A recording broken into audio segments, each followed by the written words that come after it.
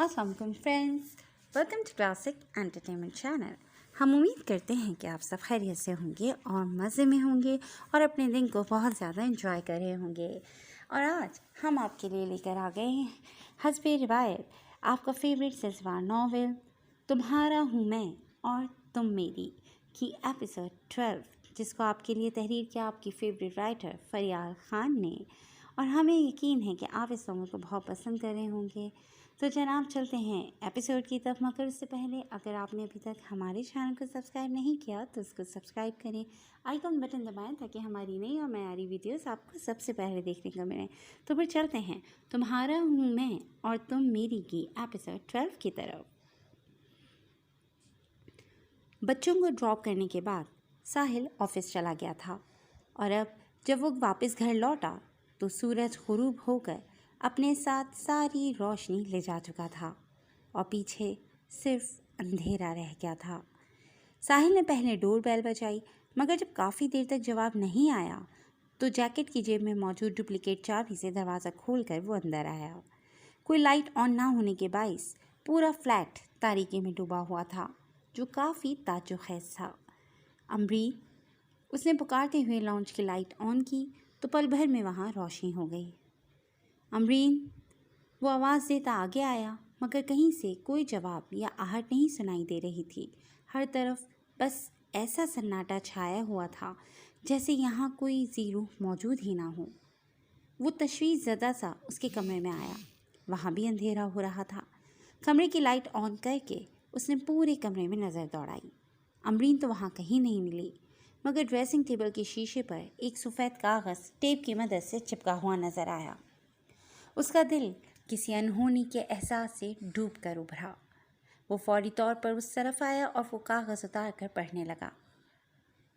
जब किसी पर हमारी लाख मन्नतों, सफाइयों और फरियाद का असर ना हो रहा हो तो क्या करना चाहिए? अक्लमंदी के तकाजे तो कहते हैं कि उससे फौरी तौर पर किनारा कशी कर लेनी चाहिए, मगर किसी सियाने ने कहा है कि ये इश्क का ऐन अकल के ऐन को खा जाता है। तभी तो इंसान इश्क में ऐसी ऐसी बेवकूफ़ियाँ कर जाता है जो कोई अक्लमंद सोचे भी ना। मैंने भी बेतहाशा बेवकूफ़ियाँ की, जिनमें सर फहरिस्त थी आपसे माफ़ी की उम्मीद रखना। मेरे दिल में कहीं ना कहीं एक यकीन था कि आप मेरे साथ जो कर रहे हैं दिल से नहीं, वक्ती गुस्से से मजबूर होकर कर रहे हैं। एक दिन आपका ये गुस्सा उतर जाएगा और वो पुराना वाला साहिल वापस लौट आएगा। मगर मैं भूल गई थी कि लौट कर तो खोए हुए लोग आते हैं ना। आप तो बदल गए हैं। मुझे नहीं पता कि अपनी मोहब्बत का, अपने खुलूस का यकीन किस तरह दिलाया जाता है, मगर ये मेरी मोहब्बत ही थी जिसकी वजह से मैं अब तक आपकी बेरुखी झेल रही थी। लेकिन जब आपकी खुशी मुझसे दूर होने में ही है तो मैं आप पर और अपनी इज़्ज़त नफ्स पर मज़ीद जुल्म नहीं करूँगी। जिस तरह अचानक मैं आपकी ज़िंदगी में चली आई थी वैसे ही जा रही हूँ। कहाँ जाऊँगी ये मुझे खुद भी नहीं मालूम, लेकिन शायद अब मेरा चले जाना ही बेहतर है। मेरी दुआ है कि ज़ोहरफ के साथ आपको सारी खुशियाँ नसीब हों जो मैं नहीं दे पाई, और वो आपका और बच्चों का मुझसे भी ज़्यादा अच्छे से ख्याल रखे। अल्लाह हाफ़िज़। आपकी रबतल बैत, जो अब मैं नहीं रही। ख़त पढ़ते हुए उसका दिल डूबने लगा था और ख़त मुकम्मल होते ही उसे लगा उसके पैरों से जान निकल रही है। वो मज़ीद खड़ा नहीं रह पाएगा। उसने खुद को सहारा देने के लिए बेसाख्ता ड्रेसिंग टेबल से टेक लगाई तो हाथ लगने के बाइस किनारे पर रखी परफ्यूम की बोतल गिरकर चिकनाचूर हो गई, बिल्कुल उन दोनों के रिश्ते की तरह। नई रुतों में दुखों के भी सिलसिले हैं नए, वो ज़ख्म ताज़ा हुए हैं जो भरने वाले थे। ये किस मुकाम पे सूझी तुझे बिछड़ने की कि अब तो जाके कहीं दिन संवरने वाले थे। उसके माऊफ होते जहन में बेसाख्ता अमरीन की सब यादें झिलमिला उठी, जैसे उसका शर्मा कर घबराना, बच्चों के लिए बेलौस मोहब्बत, उसे मनाने के लिए की गई मासूम चालबाजियाँ और उसके आगे हाथ जोड़े बिलकती हुई फरियादें। नहीं, उसके लबों से बेसाख्ता सरगोशी निकली। अगले ही पल उसने कागज़ ड्रेसिंग टेबल पर रखा और जैकेट की जेब से मोबाइल निकाल कर उसका नंबर डायल किया। بیل جا رہی تھی مگر وہ کال ریسیو نہیں کر رہی تھی۔ اسی طرح موبائل کان سے لگائے وہ اچھلت میں گھر سے باہر نکلا کہ اب ہاتھ پر ہاتھ دھرے بیٹھا تو نہیں رہ سکتا تھا۔ مسلسل اسے کال کرتے ہوئے وہ تیز تیز سیڑھیاں اترتا نیچے جانے لگا۔ قدموں سے زیادہ تیز اس کی دھڑکنیں چل رہی تھیں۔ اسی طرح موبائل کان سے لگائے وہ بلڈنگ کے باہر کھڑی اپنی گاڑی کی جانب آیا کہ پورے شہر میں کہیں نہ کہیں سے اسے ڈھونڈ ہی لائے گا۔ ابھی اس نے گاڑی کے دروازے کا ہینڈ ریل پر ہاتھ رکھا ہی تھا کہ دوسری جانب سے کال ریسیو ہو گئی۔ ہیلو۔ یہ سپاٹ آواز بھی اس کی سماعت کے لیے امرت سے کم نہیں تھی۔ امرین، کہاں ہو تم؟ اس نے بتابی کو الفاظ دیے۔ وہیں جہاں آپ چاہتے تھے کہ میں چلی جاؤں، آپ کی زندگی سے بہت دور۔ انداز ویسا ہی سپاٹ تھا۔ نہیں، میں ایسا کبھی نہیں چاہتا تھا، پلیز واپس آ جاؤ۔ بلکہ تم کہاں ہو بتاؤ، میں تمہیں لینے آ رہا ہوں۔ اس کی دوری میں وہ پاگل ہوا جا رہا تھا۔ کیوں لینے آئیں گے؟ تاکہ واپس آ کر میں آپ کی تیسری شادی دیکھ سکوں اور دن رات آپ کی بے رخی سہتی رہوں۔ انداز میں کر بکاٹ ایک ساتھ تھی۔ نہیں، تاکہ تمہارے ساتھ وہ زندگی شروع کر سکوں جس کے لیے ہم دونوں کب سے ترس رہے ہیں۔ اس کے لہجے کی بے بسی اور تڑپ پل بھر کو اسے لاجواب کر گئی۔ ترسایا تو آپ نے ہے مجھے پل پل اپنی محبت کے لیے۔ اس کے لہجے میں بھی کسک تھی۔ ایسا کرنا میری ضرورت تھی۔ میں اپنے ہر عمل کی نہ صرف وضاحت کروں گا بلکہ اس کا پورا ازالہ بھی کر دوں گا۔ بس پلیز تم واپس آ جاؤ امرین، پلیز۔ وہ اس کے لیے بری طرح تڑپ رہا تھا۔ دوسری جانب خاموشی چھا گئی۔ اگر تم واپس نہیں آئیں تو اس بار مائر اور منزہ صرف اپنی ماں کو ہی نہیں بلکہ شاید باپ کو بھی کھو دیں گے۔ وہ ٹوٹے ہوئے انداز میں مزید گویا ہوا تو دوسری جانب جمی سرد مہری کی برف پر احساس کی ضرب لگی۔ پلیز امرین، واپس آ جاؤ، پلیز۔ اس کی بھرائی ہوئی آواز کانپ رہی تھی اور آنکھیں چھلک پڑی تھیں۔ پیچھے پلٹ کر اوپر دیکھیں، امرین نے اچانک ہی ایک غیر متوقع بات کی۔ ساحل نے فوری طور پر پلٹ کر اوپر دیکھا تو 8 منزلہ اس بلڈنگ کی چھت پر، یعنی یہاں سے بہت دور، اسے وہ کھڑی نظر آئی جو باؤنڈری سے نیچے ہی جھانک رہی تھی۔ اس کے خد و خال واضح نہیں تھے مگر وہ ایک نظر میں اسے پہچان گیا تھا کہ وہ اس کی امرین ہی ہے جس کے عقب میں نظر آتے سیاہ آسمان کے سینے پر پورا چاند چمک رہا تھا۔ اس نے موبائل جیکٹ کی جیب میں رکھا اور اپنے چاند کو چھونے کی چاہ میں فوری طور پر بلڈنگ کے اندر آ کر اوپر کی طرف بھاگا۔ برق رفتاری سے سیڑھیوں پر دوڑتے ہوئے اس نے منٹوں میں 8 منازل طے کر لیے اور بالآخر چھت پر پہنچ کر اس کے قدموں کو لگام لگی۔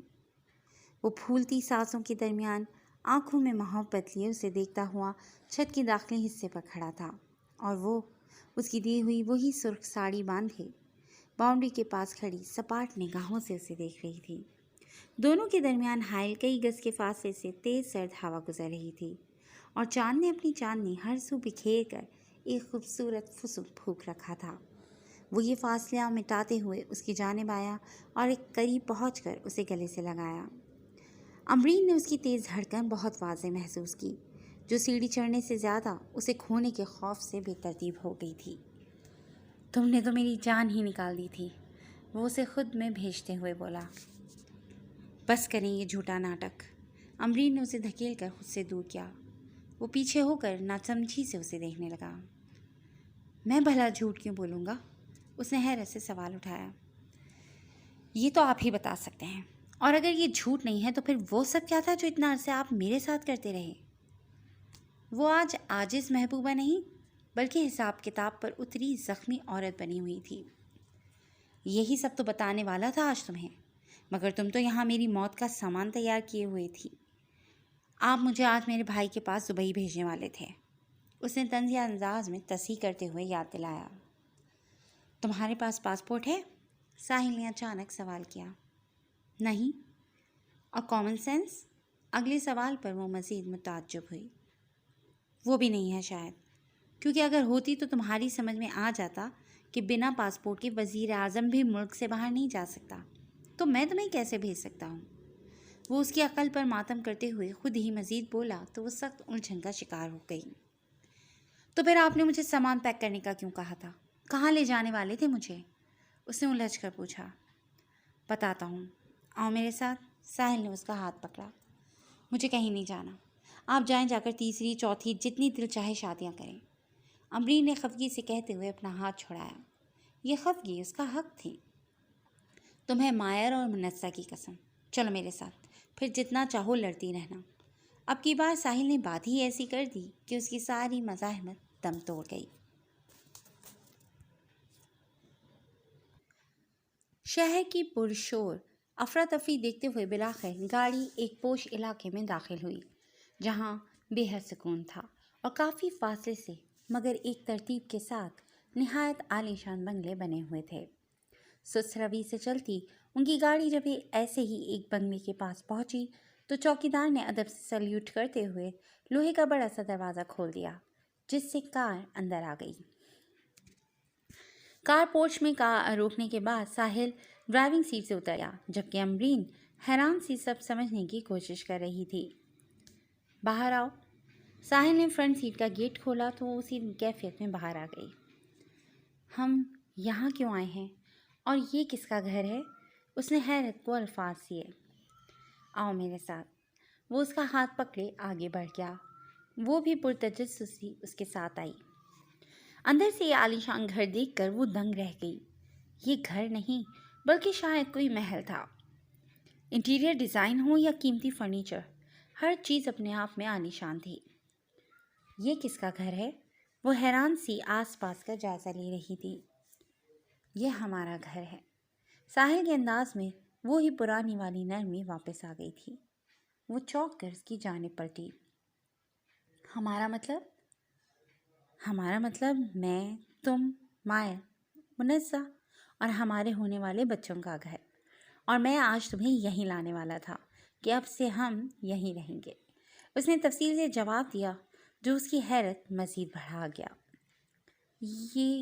یہ آپ کیا کہہ رہے ہیں؟ آپ کو تو بزنس میں خاصا لاس ہوا تھا نا، تو پھر یہ سب کیسے؟ وہ بری طرح الجھ گئی اور وہ دھیرے سے مسکرایا۔ ساحل جتنا بیوقوف لگتا ہے اتنا ہے نہیں جانم، اس نے معنی خیز شوخی سے کہتے ہوئے اس کی لٹ پیچھے کی۔ اس کی الجھن جو کہ تو تھی، یہ سلجھانے کے لیے بلاخر وہ تفصیل سے گویا ہوا۔ Flash back. ساحل نہایت سنجیدہ انداز میں میٹنگ ہال کی جانب جا رہا تھا، اسے میٹنگ ہال کی جانب جو آج اس کی قسمت کا فیصلہ کرنے والا تھا کہ تھوڑی دیر بعد وہاں سے باہر آنے والا ساحل عرش کی بلندیوں پر ہوگا یا فرش کی گہرائیوں میں۔ قیمتی سیاہ جوتوں میں قید ساحل کے متوازن انداز میں اٹھتے قدم اچانک ایک حشاش بشاش پکار پر رکے۔ ارے ساحل صاحب، آپ یہاں؟ آواز پہچان کر وہ ناگواری سے پلٹا تو کرمانی کو اپنی طرف آتا پایا۔ آپ کو نہیں لگتا کہ ایک ہی آئیڈیا پیش کرنے کے لیے دو لوگوں کی ضرورت نہیں ہے؟ وہ مقابل رک کر مصنوعی غور و فکر سے بولا تھا، لیکن در حقیقت وہ کیا جتانا چاہ رہا تھا یہ ساحل بخوبی سمجھ گیا تھا۔ خیر کوئی نہیں، دل کی تسلی کے لیے کوشش کرنے میں کوئی حرج نہیں ہے۔ بیسٹ آف لک۔ اگلے ہی پل کرمانی اس کا کندھا تھپک کر آگے بڑھ گیا۔ اور ہاں، ایک ضروری بات۔ اچانک کرمانی جاتے ہوئے رک کر پلٹا۔ گھر میں ملازمہ ذرا دیکھ بھال کر رکھا کرو یار۔ اس نے بظاہر ایک سادہ سا مشورہ دیا تھا، مگر اس کی کمینی مسکراہٹ ساحل پر بہت کچھ آشکار کر گئی تھی۔ اس حیران کن انکشاف سے سنبھلنے کے بعد بلاخر ساحل میٹنگ ہال میں آ گیا۔ یہ ایک جدید طرز کا نہایت وسیع کمرہ تھا، جس کے وسط میں لمبی سی ٹیبل رکھی تھی۔ ٹیبل کے گرد کرسیوں پر تمام کاروباری حضرات بیٹھے ہوئے تھے، جبکہ سامنے ہی ایک بڑی سی سفید اسکرین بھی موجود تھی۔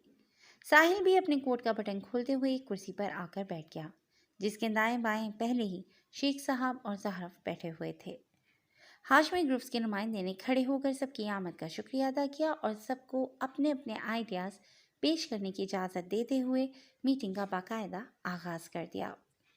باری باری سب کھڑے ہو کر اپنے نادر خیالات پیش کرتے گئے، جنہیں باروب شخصیت کے حامل مسٹر ہاشمی بغور سن رہے تھے، اور انہیں اس میں اپنے پروجیکٹ کے لیے کچھ بھی نیا یا فائدہ مند نہیں لگا، کیونکہ اسی طرز پر تو وہ لوگ اب تک کام کرتے آ رہے تھے اور اب انہیں ایک بالکل انوکھا آئیڈیا چاہیے تھا۔ سب کے بعد کرمانی کی باری آئی تو مغرور انداز میں اپنی جگہ پر کھڑا ہوا اور میپ میز پر رکھ کر لفظ بہ لفظ ساحل سے چرایا ہوا آئیڈیا پیش کرنے لگا، جسے ساحل چپ چاپ سنتا رہا، جبکہ مسٹر ہاشمی کے تاثر بتا رہے تھے کہ انہیں کچھ نیا نظر آیا ہے۔ کرمانی کے ہر انداز سے ایسا غرور جھلک رہا تھا جیسے وہ جیت چکا ہو، اور اب بس دنیاوی رسم پوری کرنے کے لیے سب کے سامنے اعلان ہونا باقی ہو۔ کرمانی کی بات مکمل کرنے پر کئی لوگوں نے اسے سراہتے ہوئے تالیاں بجائیں، جن میں مسٹر ہاشمی کا رائٹ ہینڈ یعنی ان کا بڑا بیٹا بھی شامل تھا، جس سے کرمانی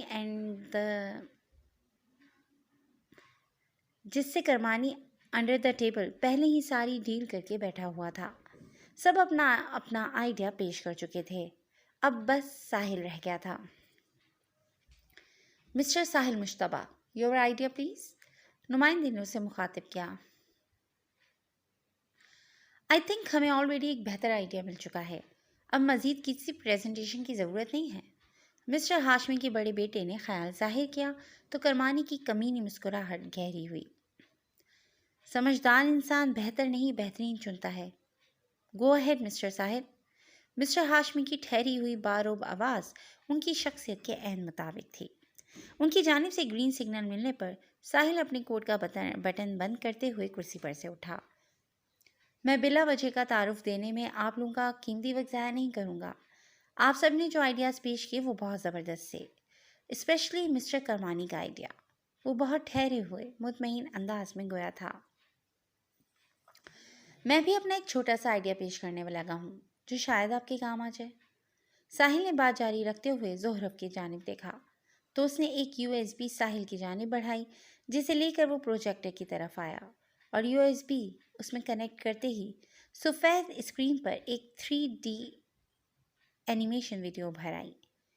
ہم سب جانتے ہیں کہ اس بار ہاشمی گروپ اسپیشلی بچوں کے لیے ایک ہاسپٹل بنانے جا رہے ہیں، اور یہ بھی جانتے ہیں کہ اس شہر میں پہلے سے کافی چائلڈ ہاسپٹلز موجود ہیں۔ ایسے میں ہاشمی گروپس کا ہاسپٹل الگ کیسے لگے گا اگر ہم اسے کچھ اس طرح بنائیں؟ اس نے اسکرین کی جانب اشارہ کیا جس پر سب کی نظریں تھیں۔ اسکرین پر ہاسپٹل کا 3D ڈیزائن چل رہا تھا، جس میں نظر آتا خوبصورت رنگوں سے مزین ہاسپٹل پہلی نظر میں ہی بہت اچھا لگ رہا تھا۔ ہمارا ہاسپٹل عام ہاسپٹلز کی طرح وائٹ نہیں ہوگا، بلکہ ہم اسے کچھ اس طرح کلرفل رکھیں گے۔ سیڑھیاں اور فرش ہموار ضرور ہوں گے، مگر جس طرح کی مسٹر کرمانی نے بتائے اتنے چکنے ماربل کے نہیں ہوں گے کہ اس پر بچے پھسل کر گر سکتے ہیں۔ I am right mister Kirmani? Sahil نے بڑی مہارت سے اپنے ہی آئیڈیا میں وہ نقص نکالا جو اس نے ان چوروں کے لیے جان بوجھ کر چھوڑا تھا، کیونکہ کرمانی نے جو آئیڈیا پیش کیا تھا وہ در حقیقت ساحل کا ہی تو تھا۔ یس، ایبسلیٹلی رائٹ۔ مرتا کیا نہ کرتا کے تحت اسے حامی بھرنی پڑی، جبکہ اندر ہی اندر اسے آگ لگ گئی تھی۔ یہاں دھیان دینے والی بات یہ ہے کہ اس بار ہمارا ٹارگیٹ بڑے بڑے بزنس مین نہیں، بلکہ ان کے چھوٹے چھوٹے پیارے بچے ہیں جن میں ہر انسان کی جان بستی ہے۔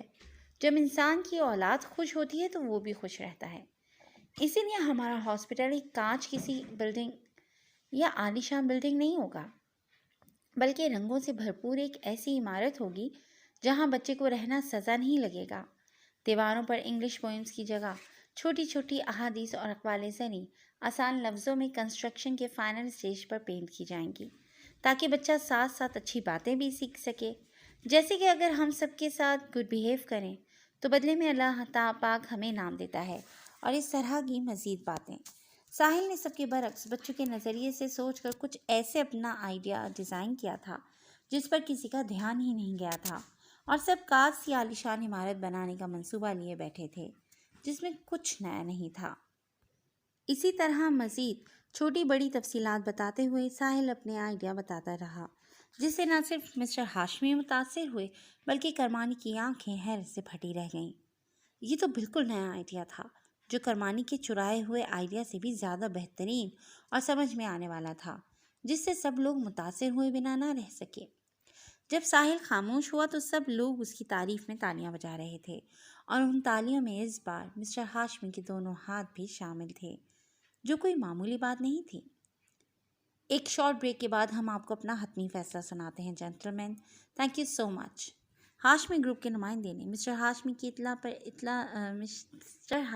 کے حکم پر اطلاع دی تو سب لوگ اٹھ کر میٹنگ ہال سے باہر جانے لگے۔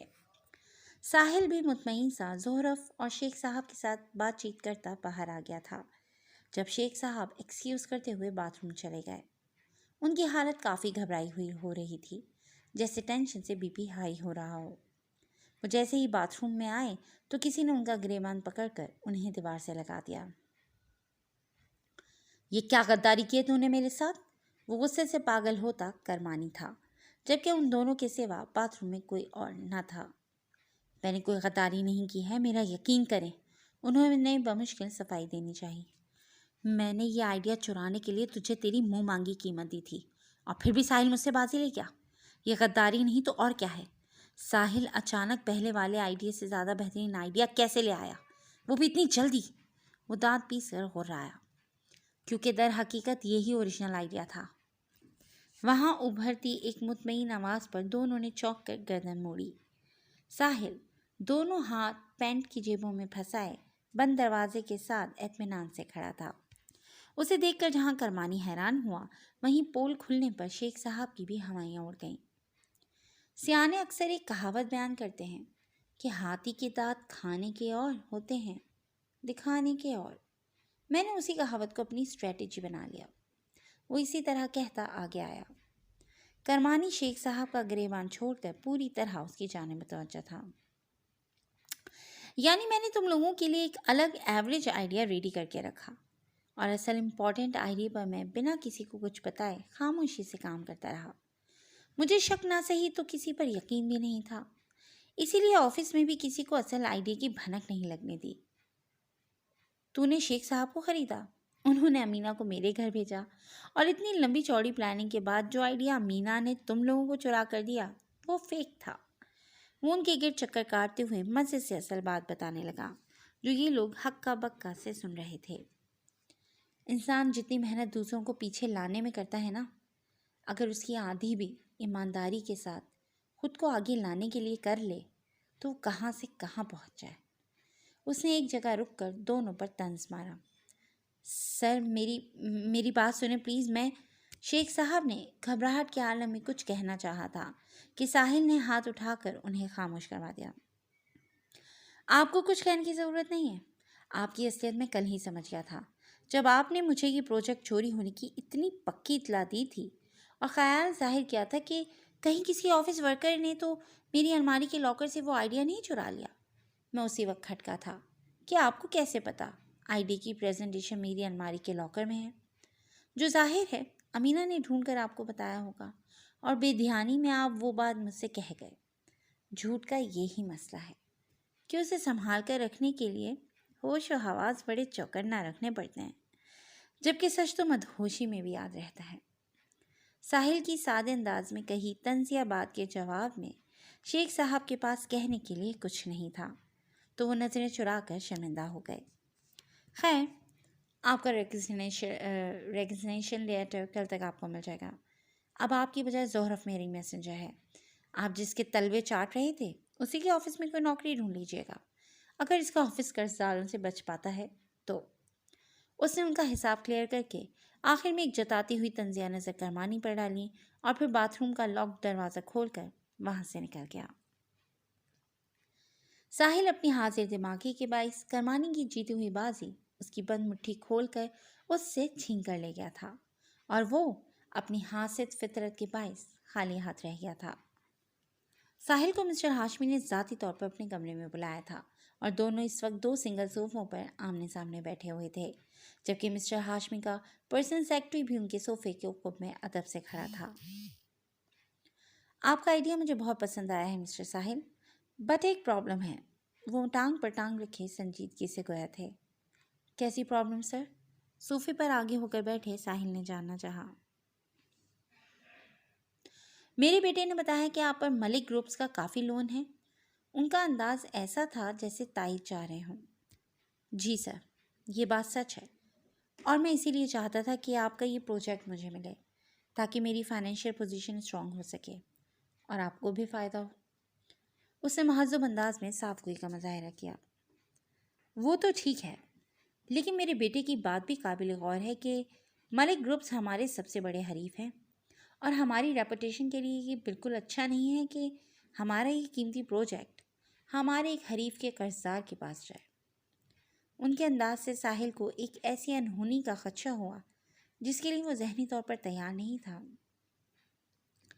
آپ کا آئیڈیا بہت اچھا ہے، مگر ہم صرف اس وجہ سے اسے ایکسیپٹ نہیں کر سکتے، اور ہمیں مسٹر کرمانی کے آئیڈیا کے ساتھ جانا پڑے گا۔ یہ بات کہتے ہوئے ان کا انداز بھی ایسا تھا جیسے یہ آئیڈیا چھوڑنے پر انہیں بھی افسوس ہو رہا ہو۔ در حقیقت یہ ان کے بیٹے کی ہی برین واشنگ کا نتیجہ تھا، کیونکہ وہ پس پردہ کرمانی سے ہوئی ڈیل جو بچانا چاہتا تھا، اسی لیے بڑی چالاکی سے اپنے باپ کو الجھا دیا تھا۔ سر، اگر میں کچھ ہی دنوں میں ملک گروپس کا قرض ادا کر دوں تو؟ ساحل کے اچانک کہنے پر وہ بھی حیران ہوئے۔ یہ کیسے پاسبل ہے؟ انہوں نے حیرت کو الفاظ دیے۔ سر، میں اپنا گھر بیچ کر ان کا قرض اتار دوں گا۔ اس نے لمحوں میں اتنا بڑا فیصلہ کیا تھا۔ یہ اوور کانفیڈنس ہونے کا وقت نہیں ہے مسٹر ساحل، سوچ سمجھ کر فیصلہ کیجیے۔ انہیں ساحل کا یہ عمل جذباتی لگا۔ سوچ سمجھ کر ہی میں اس فیصلے پر پہنچا ہوں سر کہ قسمت بار بار موقع نہیں دیتی، کچھ پانے کے لیے کچھ ہونا ہوتا ہے، اور میں اوور کانفیڈنس نہیں ہوں، بلکہ مجھے اللہ پر پورا یقین ہے کہ اس کی دی ہوئی قابلیت سے آپ کا پروجیکٹ سکسیسفلی پورا کر کے میں اس سے اچھا گھر لے لوں گا انشاءاللہ۔ اس کے انداز میں بلا کا اعتماد تھا جس سے وہ متاثر ہوئے بنا نہیں رہ پائے۔ میں نے سنا تھا کہ قسمت انہی کا ساتھ دیتی ہے جنہیں خود پر یقین ہوتا ہے۔ آج دیکھ بھی لیا، انہوں نے مسکراتے ہوئے رشک سے سراہا۔ حال ساحل ہال میں رکھے خوبصورت سنگل صوفے پر ایک جیتے ہوئے بادشاہ کی مانند اطمینان سے بیٹھ چکا تھا، اور امبرین حیران سی رعایا کے جیسی ہکا بکا اس کے سامنے کھڑی سب سن رہی تھی۔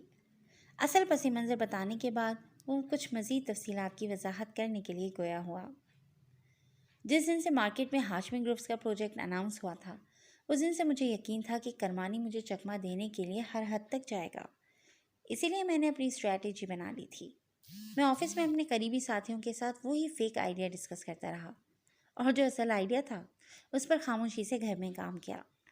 اس فیک آئی ڈی کی تھوڑی بہت تفصیلات آفس میں صرف میرے مینیجر شیخ صاحب جانتے تھے، مگر یہ انہیں بھی نہیں معلوم تھا کہ وہ آئیڈیا اصل نہیں ہے۔ مجھے شک تھا کہ کرمانی ضرور بڑی چالاکی کے ساتھ کسی کو میرے گھر میں گھسانے کی کوشش کرے گا۔ تبھی بہت ڈرامائی انداز میں تمہاری انٹری ہوئی۔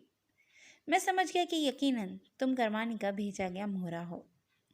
تمہارے بارے میں جب میں نے معلومات حاصل کی تو پتہ چلا کہ والدین تو ہیں ہی نہیں، ایک بھائی تھا جو اچانک بیرون ملک چلا گیا ہے، اور تم نے کسی بھائی کا کوئی ذکر ہی نہیں کیا تھا، تو شک کی تصدیق ہونے لگی کہ کچھ تو گڑبڑ ہے۔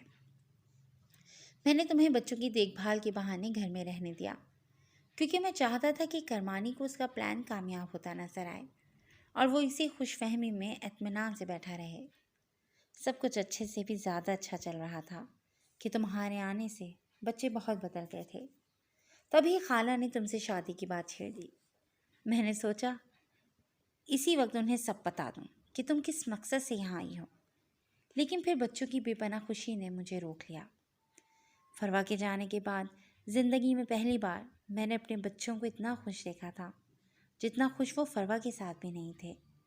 پھر تمہارا رویہ بھی ان کے ساتھ بہت پیارا اور مخلص تھا، جو یہ ظاہر کرتا تھا کہ تم کوئی بری لڑکی نہیں ہو۔ یقیناً کرمانی تمہاری کوئی مجبوری کیش کر کے تم سے زبردستی یہ سب کروا رہا ہے۔ میں نے بہت سوچا اور اس نتیجے پر پہنچا کہ رسک لے کر دیکھا جائے۔ پہلی شادی بھی تو بہت مان و محبت سے کی تھی میں نے، مگر اس سے نہ مجھے محبت ملی اور نہ ہی میرے بچوں کو ممتا۔ اس کے بعد دل میں ایک ڈر سا بیٹھ گیا کہ نہ جانے کبھی میرے بچے ممتا کی محبت محسوس بھی کر پائیں گے کہ نہیں۔ میرے لیے لڑکیوں کی کمی نہیں تھی، لیکن میرے بچے انہیں کوئی دل سے قبول کرنے کو تیار نہیں تھا، لیکن تمہارے انداز میں ان کے لیے محبت دکھی۔ میں نے اس سوچ کے ساتھ تم سے شادی کر لی کہ پوری عزت و محبت سے تمہیں جیتنے کی کوشش کروں گا۔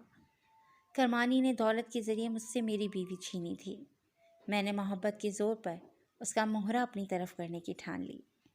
مجھے یقین تھا کہ تم ایک اچھی لڑکی ہو جو اندر سے ڈری ہوئی اور مجبور ہے۔ میں اپنی طرف سے تمہیں اتنا تحفظ دینا چاہتا تھا کہ تمہیں کسی سے ڈر کر اس کے اشاروں پر نہ چلنا پڑے۔ میں نے اور بچوں نے تمہیں پورے دل سے قبول کیا تھا اور میں چاہتا تھا کہ تم بھی اپنا دل میرے آگے کھول دو۔ میں تم سے واضح بات کر سکتا تھا، لیکن اس میں خدشہ تھا کہ تمہارے بدلنے سے کرمانی ہوشیار ہو کر کوئی اور چال چل سکتا تھا۔ لہٰذا میں نے پروجیکٹ لانچ ہونے تک سب کو سب کے حال پر چھوڑے رکھا۔ تمہیں جان بوجھ کر اس لاکر کا پاسورڈ بتایا جس میں فیک آئیڈیا کی فائل تھی، تاکہ تم وہ کرمانی تک پہنچا دو اور وہ جیت کی خوشی میں اوور کانفیڈنس ہو کر باریکی سے سوچنا سمجھنا بند کر دے۔ مجھے یقین تھا کہ تم سچ قبول کر کے اپنی غلطی کی معافی مانگو گی اور میں تمہیں معاف کر دوں گا اور یقین دلاؤں گا کہ اب تمہیں کسی سے ڈرنے کی یا کسی کے اشاروں پر چلنے کی ضرورت نہیں ہے۔ مگر اس رات صحیح معنوں پر مجھ پر بجلی گری جب مجھے پتا چلا کہ تم نے تو اب تک وہ وار کیا ہی نہیں ہے جس کے لیے تمہیں بھیجا گیا تھا، اور جب بھیجنے والوں کا انکشاف ہوا تو میری دنیا ہی ہل گئی۔ میں باہر والوں سے بچنے کے لیے اپنے گھر کے سامنے حفاظتی بند باندھے بیٹھا تھا، مگر پیچھے سے میرے گھر والوں نے ہی میری پیٹھ میں چھرا گھونپ دیا۔ سوچی سمجھی سازش میں غیر متوقع بات یہ ہوئی کہ میرے دونوں حریفوں کے دونوں مہرے ایک ساتھ ہی مجھے مات دینے میدان میں آ گئے اور میں اصل مہرے کو پہچان ہی نہیں پایا۔ یعنی تم اور امینہ ایک ہی دن گھر آ گئیں۔ اگر خالہ کے کہنے پر تم نہ آتی تو یقیناً امینہ میرے شک کے دائرے میں ہوتی، مگر وہ تمہاری آڑ کی وجہ سے میری نظروں سے اوجھل ہو گئی۔ جس رات تم نے مجھ پر انکشاف کیا تب میں کھٹکا کہ اگر تم نے آئیڈیا نہیں چرایا تو وہ کرمانی تک پہنچا کیسے۔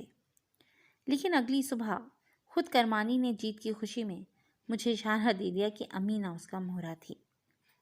میں کوئی بدمزگی کرنے کے بجائے سیدھا میٹنگ روم میں گیا اور وہاں اپنا اصل آئیڈیا پیش کیا، جسے سن کر نہ صرف کرمانی ہل گیا بلکہ ہاشمی گروپس کو بھی یہ آئیڈیا بہت پسند آیا اور انہوں نے پروجیکٹ مجھے دے دیا۔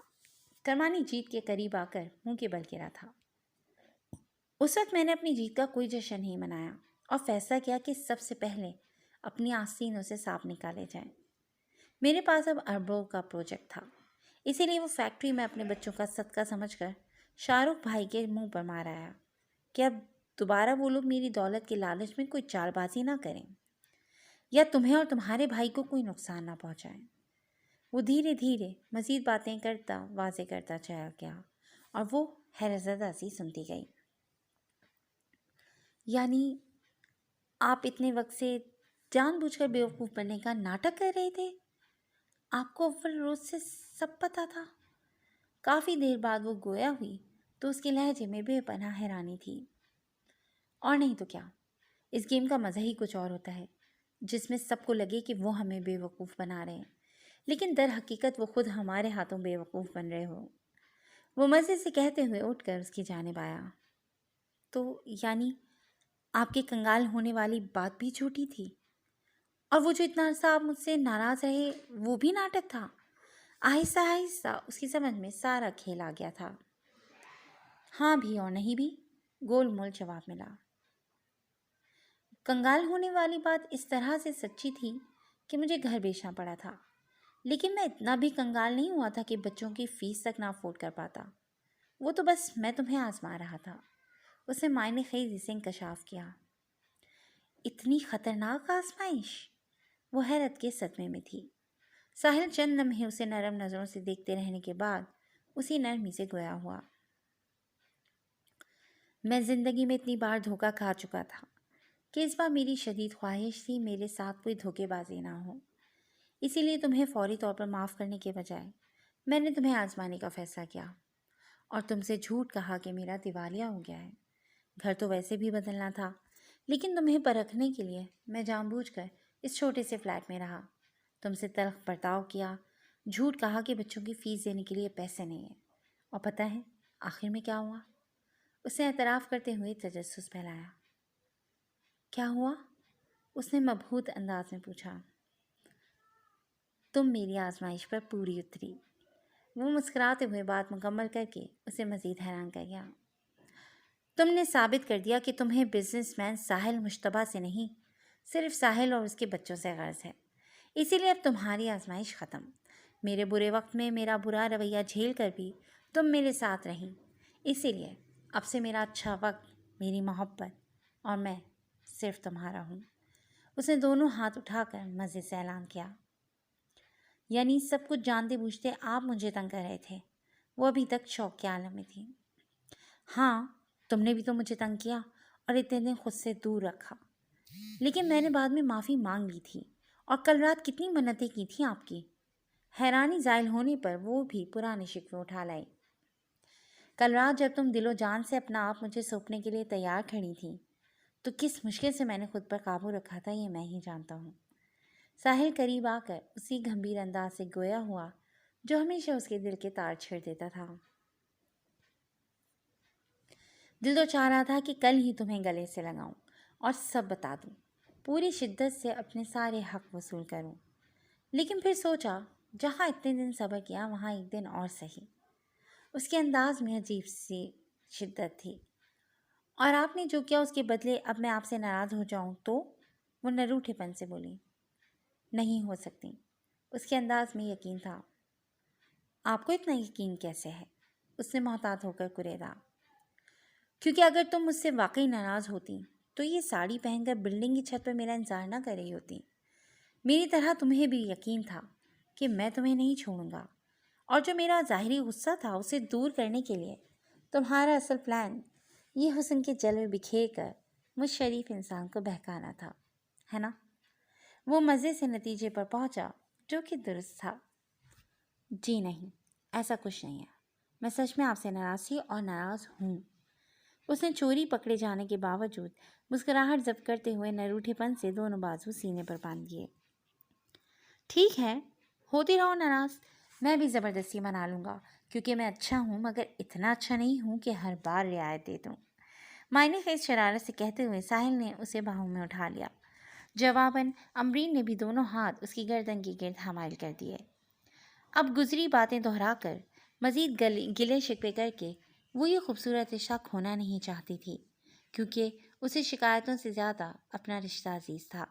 وہ خوبصورت کشادہ سنگ مرمر کی سیڑھیاں چڑھ کر اوپر آ گیا۔ کمرے کا دروازہ کھول کر وہ جیسے ہی اندر داخل ہوا تو امرین کو خوشگوار حیرت ہوئی۔ مدھم روشنی میں ڈوبا یہ بیڈ روم بلا شبہ نہایت عالیشان تھا۔ کنگ سائز بیڈ پر چاروں طرف سفید ماسکیٹو نیٹ لٹک رہا تھا اور چادر پر بے شمار گلاب کی پتیاں بکھری ہوئی تھیں۔ ساحل نے آگے آ کر آہستہ سے اسے بیڈ پر بٹھا دیا۔ دونوں اب سفید نیٹ کے حالے میں بیڈ پر آمنے سامنے بیٹھے ہوئے تھے۔ اس نے اپنی جیکٹ کی جیب سے وہی ڈائمنڈ پینڈنٹ نکالا جو شادی کی پہلی رات تحفے میں دیا تھا، اور پھر امرین نے بچوں کی فیس کے لیے یہ اس کے حوالے کر دیا تھا۔ اب آخری بار پیار سے کہہ رہا ہوں کہ اسے دوبارہ مت اتارنا۔ ساحل نے محبت بھری دھمکی کے ساتھ وہ پینڈنٹ اس کے گلے کی زینت بنا دیا۔ میری جان کے بدلے بھی اگر کوئی مجھ سے یہ مانگے تب بھی نہیں اتاروں گی، اس نے بھی محبت پاش انداز میں کہتے ہوئے پینڈنٹ پر ہاتھ پھیرا۔ لیکن آج جان نہیں، اجازت چاہیے۔ امرین کے بال کیچر سے آزاد کرتے ہوئے اس کے انداز بہکنے لگے تھے۔ اب تم پھر سے یہ مت کہہ دینا کہ اس گھر میں ایڈجسٹ ہونے کے لیے تمہیں تھوڑا وقت چاہیے۔ اگلے ہی پل ساحل نے مصنوعی فکر سے کہا تو وہ بھی ہنسی۔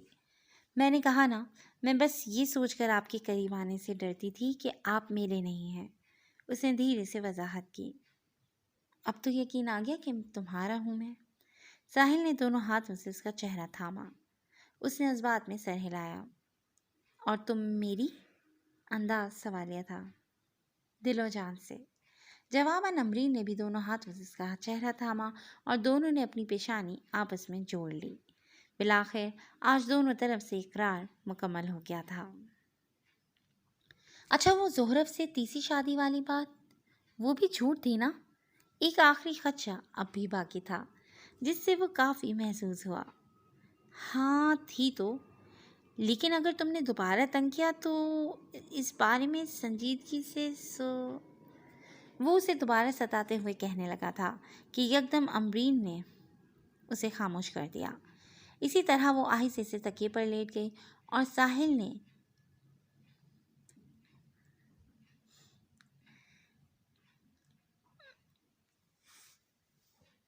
وہ سلسلہ شروع کیا جو کب سے تشنگی کی قید میں تھا، لیکن آج تمام شب بارش بن کر برستے ہوئے انہیں سیراب کرنے والا تھا۔ تنگ آغوش میں آباد کروں گا تجھ کو، رہا ہوں بہت ناشاد کہ شاد کروں گا تجھ کو، میری باہوں میں بہکنے کی سزا بھی سن لے، اب بہت دیر میں آزاد کروں گا تجھ کو۔ ایک حسین روشن صبح مسکراتے ہوئے زمین پر اتر آئی تھی، جس نے کمرے کی بند کھڑکی سے اندر جھانکنا چاہا، لیکن کھڑکی پر لٹکے بھاری پردوں نے یہ کوشش ناکام بناتے ہوئے اس کمرے میں ہنوز نیم اندھیرا قائم رکھا، جہاں سفید نیٹ کے حالے میں بیٹھ پر دو نفوس دنیا سے بے خبر گہری نیند میں تھے۔ اندازہ لگا پانا مشکل تھا کہ ان کے چہرے پر چھایا سکون نیند کی وجہ سے ہے یا ایک دوسرے کی قربت کی وجہ سے۔ امرین ساحل کے شرٹ سے آری سینے پر سر رکھے سو رہی تھی جب آہستہ آہستہ ان کی نیند ٹوٹنا شروع ہوئی۔ آنکھیں کھلنے پر جب اسے احساس ہوا کہ وہ کہاں ہیں تو بے ساختہ دل میں پھر سے ڈھیروں اطمینان اتر آیا۔ اس نے سر اٹھا کر ساحل کو دیکھا جو ہنوز نیند میں تھا، مگر امرین کو لگ رہا تھا کہ شاید وہ نیند میں ہے اور کوئی حسین خواب دیکھ رہی ہے جو اچانک آنکھ کھلنے پر ٹوٹ جائے گا۔ لیکن پھر اسے گزری شب یاد آئی۔ یہ سب خواب نہیں، حقیقت ہے، خوبصورت حقیقت۔ سب سوچتے ہوئے اس کے لبوں پر مبہم مسکراہٹ ابھری اور اس نے بے ساختہ ساحل کا ماتھا چوم لیا، مگر صرف اتنے سے من نہ بھرا تو یہی عمل گالوں پر بھی دہرایا۔ اب اتنا سب کر لیا ہے تو ایک مہربانی یہاں بھی کر دو۔ ساحل نے آنکھیں کھولتے ہوئے شہادت کی انگلی لبوں پر رکھی، مطلب وہ بھی بیدار ہو چکا تھا۔ نہیں، یہ مہربانیاں بار بار نہیں کرتے، عادت خراب ہو جاتی ہے۔ اس کے اوپر جھکی امرین کی مسکراہٹ بھی گہری ہوئی۔ چلو ٹھیک ہے، تم میری عادت مت خراب کرو، وہ آسانی مان گیا، لیکن میں تو تمہاری عادت خراب کر سکتا ہوں نا۔ فریش ہونے کے بعد ساحل نہایت خوشگوار موڈ میں ڈریسنگ ٹیبل کے سامنے کھڑا آفس جانے کے لیے تیار ہو رہا تھا۔ وہ شرٹ کے کف بند کرنے کے بعد اب گلے کے گرد ٹائی باندھ رہا تھا۔ میں ٹائی باندھ دوں؟ تبھی امرین نے شرارتاً اس کے پیچھے سے جھانکتے ہوئے شیشے میں دیکھا۔ نیکی اور پوچھ پوچھ۔ وہ بھی فوراً مسکراتے ہوئے اس کی جانب پلٹا تو وہ بخوشی اس کی ٹائی باندھنے لگی۔ وہ ڈریسنگ ٹیبل سے ٹیک لگائے تقریباً اس پر بیٹھ گیا تھا، اسی لیے اس کا قد امرین کے بالکل برابر آ گیا تھا اور حسب سابق ساحل نے دونوں بازو اس کی کمر کے گرد حمائل کر دیے تھے۔ امرین نے بھی نہا کر فیروزی رنگ کا سوٹ سیبتن کیا ہوا تھا، جس میں اس کا روپ آج بے حد نکھرا نکھرا لگ رہا تھا، بالکل نئی نویلی دلہن کے جیسا۔ اور روپ تو نکھرنا ہی تھا کہ اب صحیح معنوں میں اس کی ازدواجی زندگی کا آغاز ہوا تھا، جس میں کوئی دھوکہ یا چال بازی نہیں تھی، صرف محبت تھی، بے لوث محبت۔ بن گئی ٹائی؟ اس نے آخر میں اطلاع دی۔ اتنی جلدی بن گئی؟ ساحل نے ایک نظر سر نیچے کر کے ٹائی کو دیکھا اور پھر اگلے ہی پر دونوں ہاتھوں سے ٹائی کھول دی۔ وہ تھوڑا متعجب ہوئی۔ چلو دوبارہ باندھو، اس نے شوخی سے فرمائش کی۔ اچھا، مطلب آپ بار بار ٹائی کھولتے رہیں اور میں باندھتی رہوں؟ وہ بھی اس کی شرارت سمجھ گئی تھی۔ ہاں، میرا دل چاہتا ہے کہ میں ایسے ہی تمہیں باہوں میں لیے کھڑا رہوں، تم اپنے نازک ہاتھوں سے میری ٹائی باندھو، تب تک میں تمہیں جی بھر کر دیکھتا جاؤں، اور جب تم ٹائی باندھ چکو تو میں اس میں کوئی نقص نکال کر اسے کھول کر پھر سے تمہیں ٹائی باندھنے کا کہوں۔ تم پھر ٹائی باندھو، میں تمہیں دیکھ کر اپنی آنکھیں سیراب کرتا رہوں، وقت کا پہیہ بس اسی مدار پر گھومتا جائے اور تم کبھی مجھ سے دور نہ ہو۔ وہ خوابناک گھمبیر انداز میں بولتا گیا، جسے مبہم مسکراہٹ کے ساتھ سنتے ہوئے امرین نے دوبارہ اس کی ٹائی باندھ دی۔ مجھے پاس رکھنے کے لیے آپ کو ٹائی کا بہانہ لینے کی ضرورت نہیں ہے، آپ بس حکم کریں، میں ساری زندگی یوں ہی آپ کی باہوں میں خوشی خوشی گزار دوں گی۔ اس نے دونوں ہاتھ ساحل کے کندھوں پر رکھتے ہوئے محبت باش جواب دیا۔ سچی؟ اس نے امرین کو خود میں بھیجا۔ مچھی، رومانوی سی سرگوشی میں جواب ملا۔ साहिल ने अमरीन को दोनों बाजों में भेज दिया। उन्हें एक दूसरे की कुर्बत में ऐसा सुकून मिलता था कि वो चाह कर भी लफ्ज़ों में उसे बयान नहीं कर सकते थे।